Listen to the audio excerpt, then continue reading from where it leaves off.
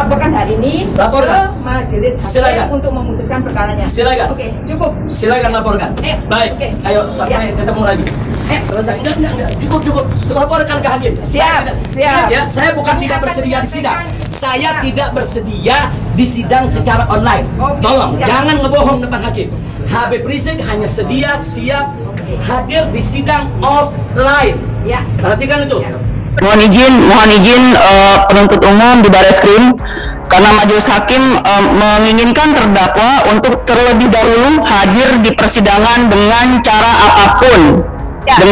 apapun, sehingga memang terdakwa harus dihadirkan dulu di persidangan agar bisa berkomunikasi langsung dengan majelis hakim. Terima kasih. Itu sedang kami usahakan sampai sejauh ini majelis hakim. Geger, jaksa hakim yang memaksa Habib Rizik terbujur lemas di rumah sakit. Kontan azab Allah.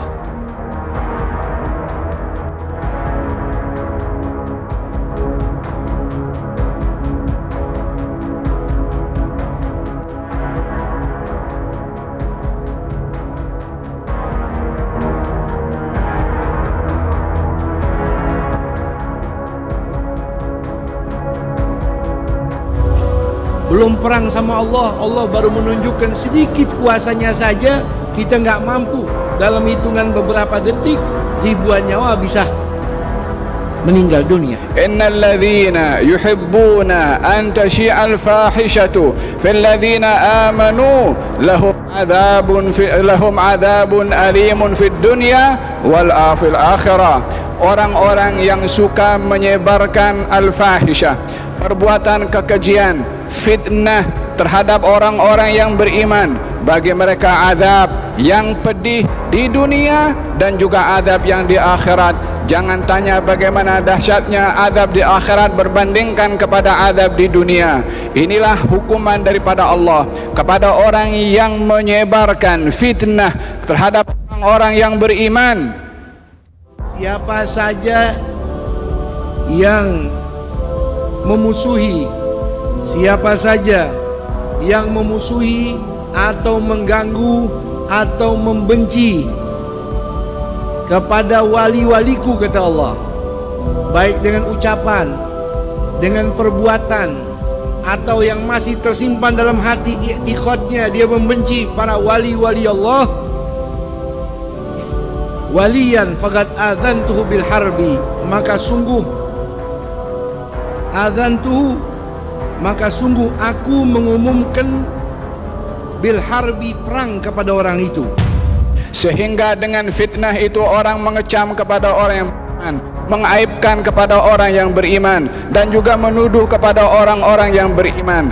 Bila mana Allah Subhanahu wa ta'ala menyatakan dalam ayat ini kepada orang yang memfitnah kepada orang-orang yang beriman, kalau itu kalangan orang beriman biasa, maka ancamannya adalah sangat berat. Apatah lagi kalau orang beriman itu orang yang bertakwa, apatah lagi kalau orang beriman itu orang yang saleh, apatah lagi kalau orang beriman itu orang yang wara', apatah lagi kalau orang beriman itu seorang yang alim, apatah lagi bila mana orang beriman seorang pendakwah, maka semakin mulia kedudukan seseorang itu. Bila mana disakiti dan dinodai kehormatannya, maka ianya adalah menjadi satu ancaman yang lebih berat daripada Allah Subhanahu wa ta'ala. Tidak sama seseorang menyakiti orang beriman biasa berbandingkan dengan menyakiti orang beriman bila mana daripada kalangan para aulia. Demikian Allah Subhanahu wa ta'ala. Jadi orang yang memusuhi wali Allah, benci kepada wali Allah, baik dengan ucapan atau dengan perbuatan atau keyakinan dalam hatinya benci kepada wali Allah, berarti kata Allah, hamba itu menantang perang kepada Allah Subhanahu wa ta'ala. Nantang perang Allah, ya, nantang perang Allah, hasilnya al-halak bil harbi, dengan perang maksudnya al-halak wan nakal, kehancuran dan kebinasaan.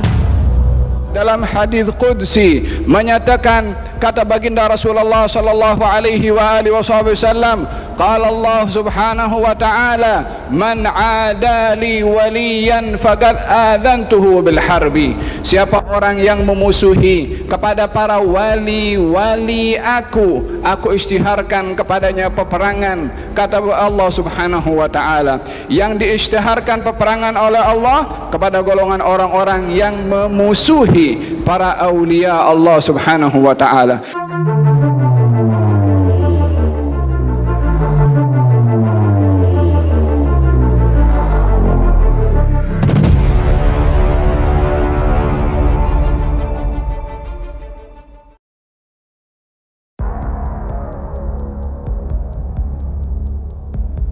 Habib Rizik dilarang hadir, hakim, jaksa, dan pengacara kok boleh? Ketua LBH Pelita Umat Chandra Purnairawan menyoroti polemik tentang persidangan perkara Habib Rizik yang dilakukan secara online tanpa menghadirkan terdakwa di ruang sidang Pengadilan Negeri Jakarta Timur. Dalam legal opini yang diterima jpnn.com, Chandra menyatakan bahwa persidangan tanpa kehadiran terdakwa dapat dimungkinkan. Hal itu menurutnya bisa dilakukan apabila terdakwa telah dipanggil secara sah dan tidak hadir di persidangan tanpa alasan yang sah, sehingga pengadilan melaksanakan pemeriksaan di pengadilan tanpa kehadiran terdakwa. Namun, Chandra mengatakan pada prinsipnya sidang putusan suatu perkara pidana harus dihadiri oleh terdakwa sebagaimana ketentuan pasal 196 ayat 1 Undang-Undang Nomor 8 Tahun 1981 tentang hukum acara pidana.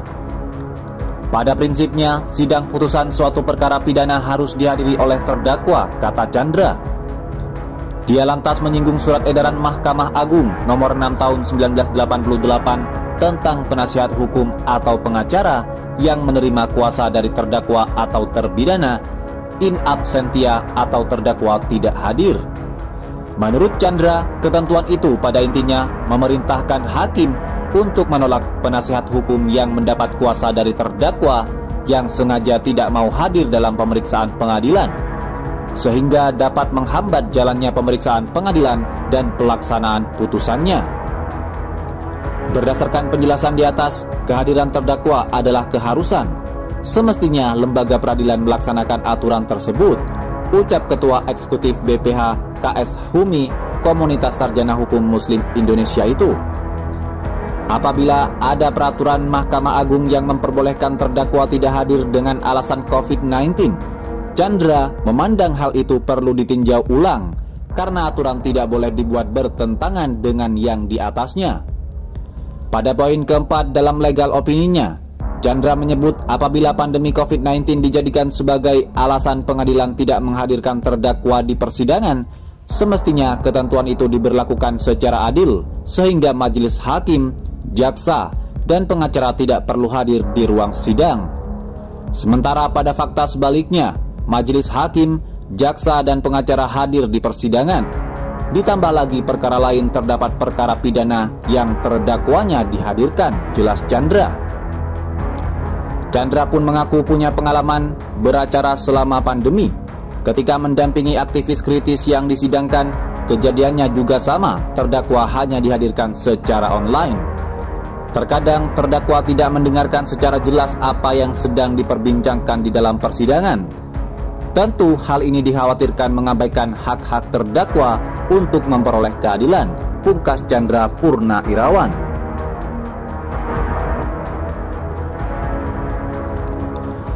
Soal sikap hakim di sidang HRS, Natalius Pigai mengatakan, pantaskah disebut yang mulia jika tak beri keadilan pada terdakwa? Aktivis HAM asal Papua Natalius Pigai mengomentari proses persidangan kasus Habib Rizik yang diadakan secara virtual. Dalam cuitan yang diunggah di akun Twitter pribadinya @nataliuspigai2 pada Sabtu 20 Maret 2021, ia menyebutkan bahwa yang paling mulia di dunia ini adalah keadilan. Ia lantas mempertanyakan sikap majelis hakim yang menurutnya justru tidak memberikan keadilan kepada terdakwa dalam kasus yang sedang diproses, yakni Habib Rizik Syihab. Yang paling mulia di dunia ini adalah keadilan. Pantaskah hakim disebut yang mulia jika tidak memberi keadilan bagi terdakwa? Ujar Natalius Pigai. Lebih lanjut, mantan anggota Komisi Nasional Hak Asasi Manusia itu menilai bahwa jika terdakwa dari awal diperlakukan secara tidak adil, maka keputusan yang didapat pun akan menjadi tidak adil. Untuk diketahui, publik saat ini tengah ramai memperbincangkan soal proses persidangan Habib Rizik Syihab yang tidak menghadirkan dirinya sebagai terdakwa di ruang sidang secara langsung. Habib Rizik tidak diperbolehkan untuk menjalani sidang secara langsung dan hanya boleh mengikutinya secara daring dari rutan Bareskrim Polri. Tidak terima dengan perlakuan ini, mantan imam besar Front Pembela Islam itu pun memutuskan untuk meninggalkan persidangan tanpa seizin majelis hakim. Bahkan, ia mengaku lebih baik ditembak daripada harus menghadiri sidang secara daring. Menurutnya, jika ia tidak hadir secara langsung, ia tidak bisa maksimal dalam memberikan keterangan dan membela dirinya yang telah ditahan selama 3 bulan di rutan. Habib Rizik juga berulang kali meminta agar dirinya bisa hadir di ruang sidang secara langsung lantaran ia tidak bisa menerima alasan protokol kesehatan.